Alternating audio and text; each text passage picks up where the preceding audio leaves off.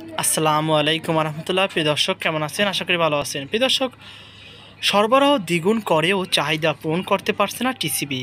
শনিবার 15 মার্চ 2025 2:05 বণিকে প্রকাশ হয়েছে এই প্রতিবেদনটি। চলুন বিস্তারিত জেনে নিই।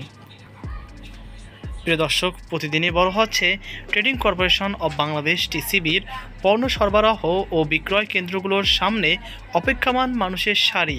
সরবরাহ দ্বিগুণ করেও পণ্য কিনতে আসা মানুষের চাহিদা পূরণ করতে পারছে না সংস্থাটি। প্রতিদিনই বড় হচ্ছে trading corporation of Bangladesh TCB পণ্য সরবরাহ ও বিক্রয় কেন্দ্রগুলোর সামনে অপেক্ষমান মানুষের সারি। সরবরাহ দ্বিগুণ করেও পণ্য কিনতে আসা মানুষের চাহিদা পূরণ করতে পারছে না এই সংস্থাটি। প্রতিদিন ট্রাকের সামনে দীর্ঘ অপেক্ষার পর খালি হাতে ফিরছে সাধারণ মানুষ। বাংলাদেশ পরিসংখ্যান ব্যুরোর হিসাবে গত মাসে খাদ্য মূল্যস্ফীতির হার কিছুটা কমে 9.24% নেমেছে। বিশেষজ্ঞরা বলছেন, খাদ্যসহ সার্বিক মূল্যস্ফীতি এখন নিয়ন্ত্রিত পর্যায়ে। অনেকের উপরে মানুষের প্রকৃত আয় বাড়ছে না। এ কারণেই নিয়মিত টিসিবির ট্রাকের সামনে সুলভে পণ্য কিনতে আসা মানুষের ভিড় বাড়ছে। পণ্য সরবরাহ বাড়িয়েও অপেক্ষমান মানুষের চাহিদা পূরণ করতে পারছে না টিসিবি। আগে টিসিবি বিভাগীয় শহরে 60টি, ঢাকা সিটিতে 50টি ও চট্টগ্রাম সিটিতে 20টি মিলিয়ে 130টি ট্রাকে পণ্য বিক্রি করত। বর্তমানে এর বাইরে 56 জেলায় সদরে 5টি করে আরও 280টি ট্রাক পণ্য দেওয়া হয়েছে।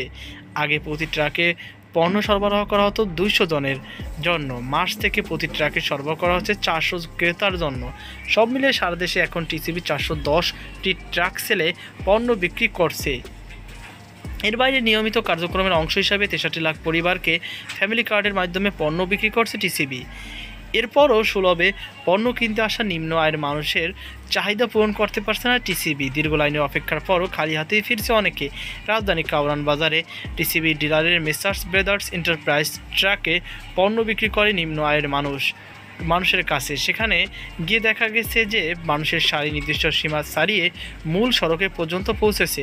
বেলা 3টার পরও পণ্য শেষ হয়ে যাওয়ার ফিরে যায় ট্রাকটি, কিন্তু পণ্য না পেয়ে হতাশা হয়ে ফিরে যাচ্ছে ষাটোর্ধ্ববৃদ্ধা আসিয়া বেগম। বণিক বার্তাকে তিনি বলেন, সকাল থেকেই লাইনে ছিলাম, কিন্তু পণ্য কিনতে পারিনি। কাল আবার দাঁড়াবো। পণ্য সংকট ও খালি হাতে নিম্ন আয়ের মানুষের ফেরা যাওয়ার বিষয়ে জানতে চাইলে টিসিবির যোগ্য পরিচালক মোহাম্মদ হুমায়ুন কবির বণিক বার্তাকে বলেন, আমরা চেষ্টা করছি প্রতিটি এলাকায় গরিব মানুষেরা যাতে পণ্য পায়। তো প্রিয় দর্শক, এই ছিল আমাদের সর্বশেষ অবরোধ। এ নিয়ে আপনার কি মতামত অবশ্যই কমেন্টে জানাবেন। সকল বার্তা আজকে পর্যন্ত। আল্লাহ হাফেজ।